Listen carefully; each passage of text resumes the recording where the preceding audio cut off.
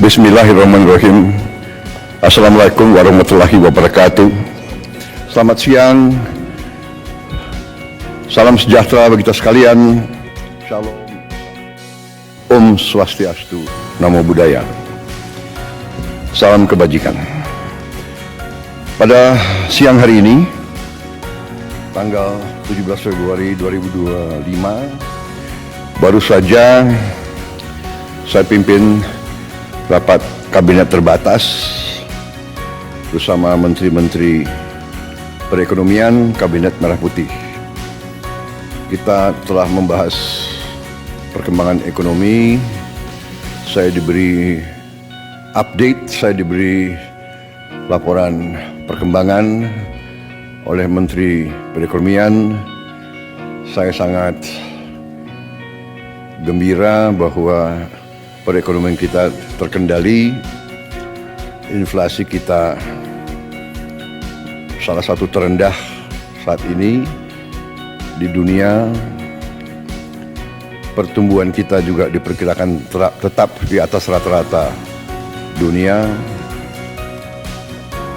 Hampir semua sektor berjalan dengan terkendali, walaupun perkembangan geopolitik dunia penuh ketidakpastian.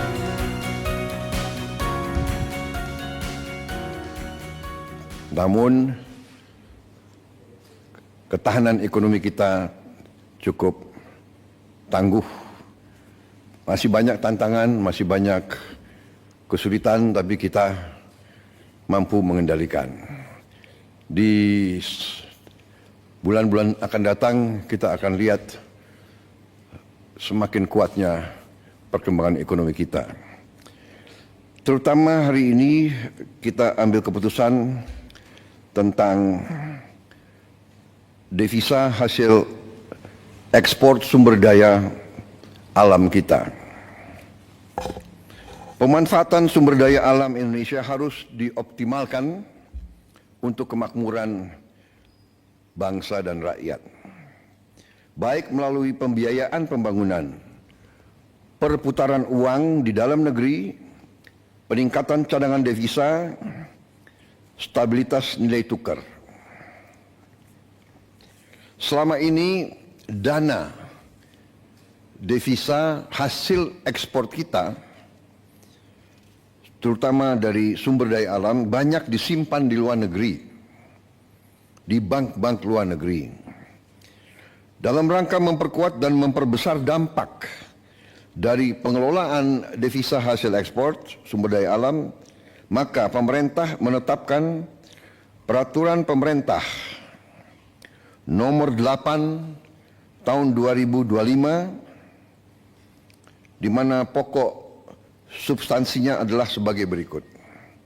Pertama, pemerintah menetapkan bahwa kewajiban penempatan devisa hasil ekspor sumber daya alam dalam sistem keuangan Indonesia akan ditingkatkan menjadi 100% dengan jangka waktu 12 bulan sejak penempatan. Dalam rekening khusus DHE SDA di dalam bank-bank nasional. Ketentuan ini berlaku untuk sektor pertambangan kecuali minyak dan gas bumi, perkebunan, kehutanan, dan perikanan.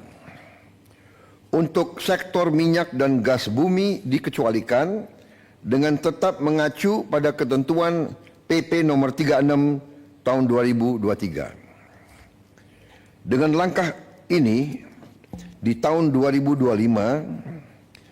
devisa hasil ekspor kita diperkirakan bertambah sebanyak 80 miliar dolar Amerika. Karena ini akan berlaku mulai 1 Maret. Kalau lengkap 12 bulan, hasilnya diperkirakan akan lebih dari 100 miliar dolar. Selain itu, pemerintah juga memberi ruang bagi eksportir untuk tetap menjaga keberlangsungan usahanya dengan mengizinkan para eksportir tersebut menggunakan DHE SDA yang ditempatkan dalam rekening khusus untuk penggunaan sebagai berikut. 1. Penukaran ke rupiah di bank yang sama untuk menjalankan kegiatan operasional dan menjaga keberlangsungan usahanya. 2. Pembayaran dalam bentuk valuta asing atas kewajiban pajak, penerimaan negara bukan pajak dan kewajiban lainnya kepada pemerintah sesuai peraturan perundang-undangan.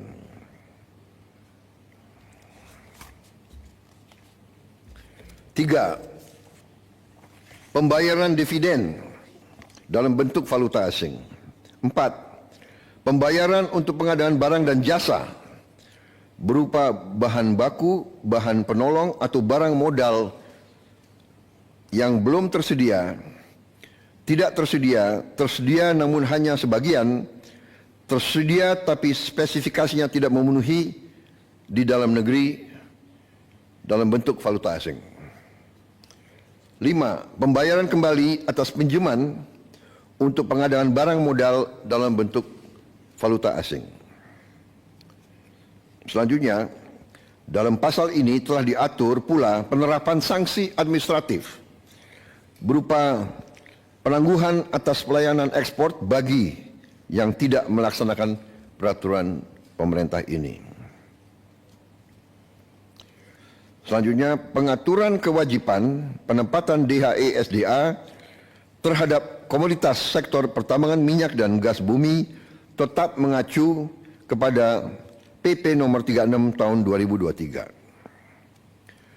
Ketentuan masa berlaku ditetapkan pada tanggal 1 Maret 2025. Dan selanjutnya, pemerintah akan terus menerapkan kebijakan-kebijakan strategis untuk mendorong pertumbuhan ekonomi kita. Saudara-saudara sekalian, dalam kuartal pertama tahun ini, kebijakan-kebijakan yang mendorong pertumbuhan ekonomi, pertama, hasil kebijakan kenaikan OMP 2024. 2. Optimalisasi penyaluran bansos di bulan Februari dan Maret 2025. 3. Pencairan THR bagi ASN dan pekerja swasta di bulan Maret 2025. 4. Stimulus pada bulan Ramadan, yaitu A. Diskon harga tiket pesawat, B. Diskon tarif tol, C. Program diskon belanja, D. Program pariwisata mudik lebaran, E. Stabilitas harga pangan. 5. Paket stimulus ekonomi. A. Diskon tarif listrik, B. PPN DTP pembelian properti dan otomotif, C. PPN BM DTP otomotif, elektronik vehicle dan hibrida, D. Subsidi pajak DTP motor listrik, E.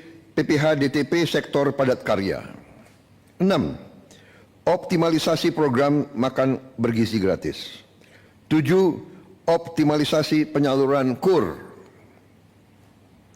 8. Panen padi terrealisasi secara optimal, di mana sudah ada laporan bahwa produksi beras kita meningkat secara signifikan. Saudara-saudara, juga kebijakan-kebijakan yang mendorong daya saing untuk transformasi ekonomi kita.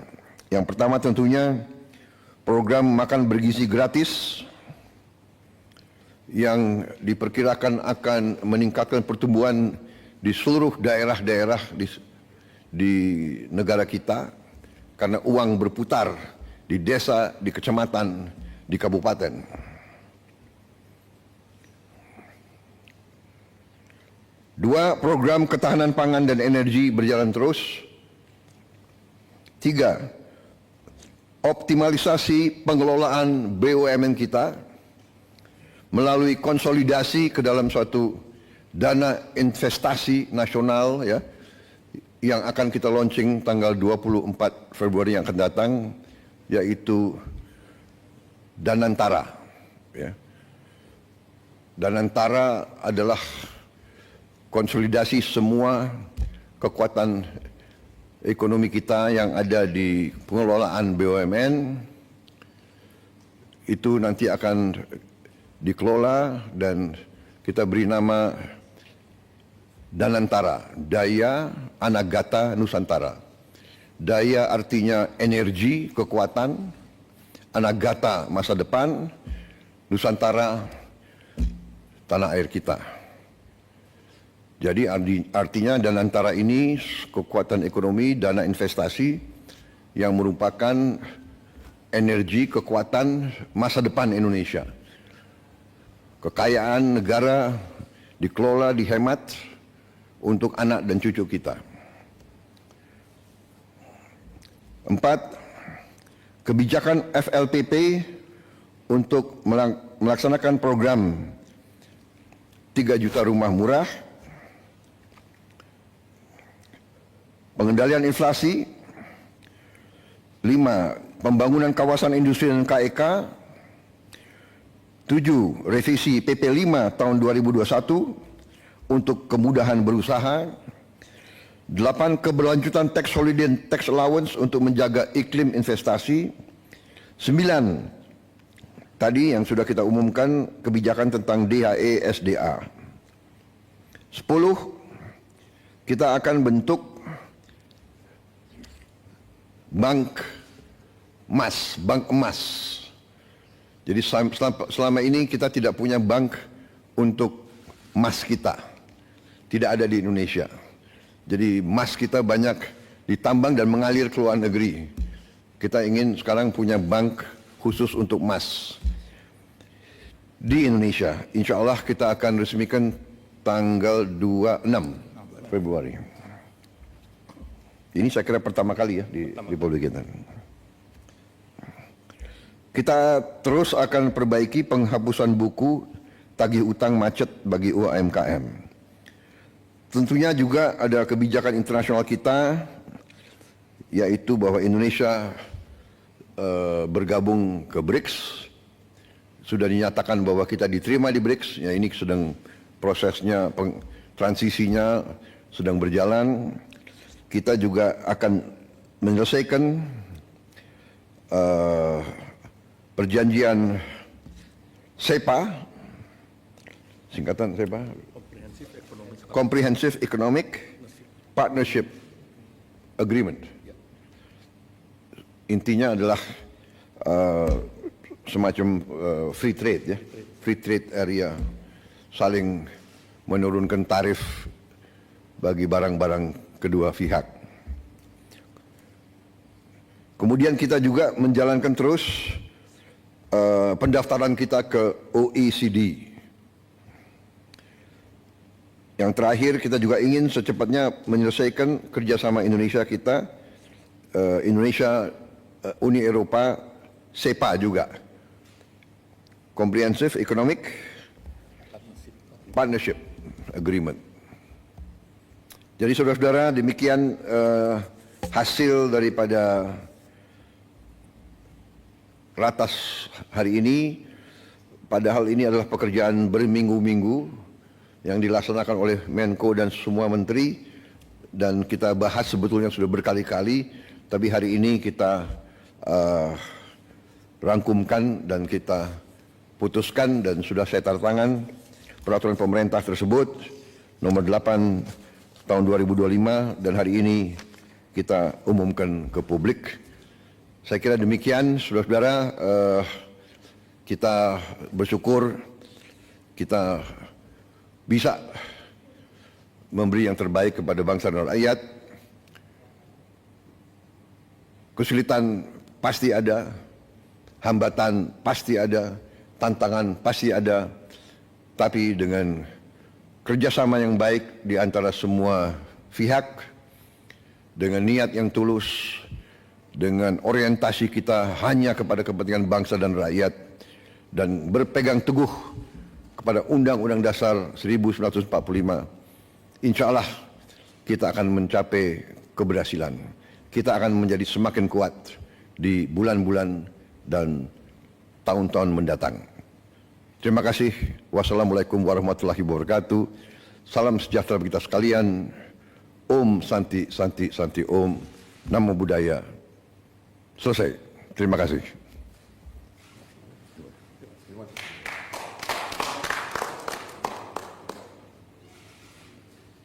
Thank you, sir. Thank you, sir.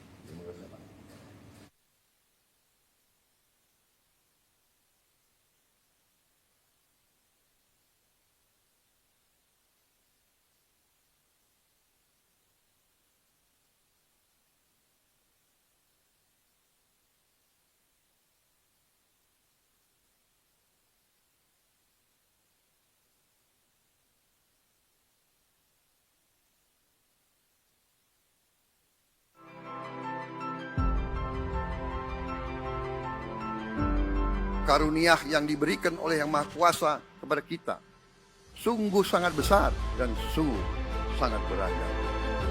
Namun tengah segala karunia tersebut, kita pun harus berani untuk menjadi bangsa yang berani, bangsa yang tidak takut tantangan, bangsa yang tidak takut rintangan, bangsa yang tidak takut ancaman.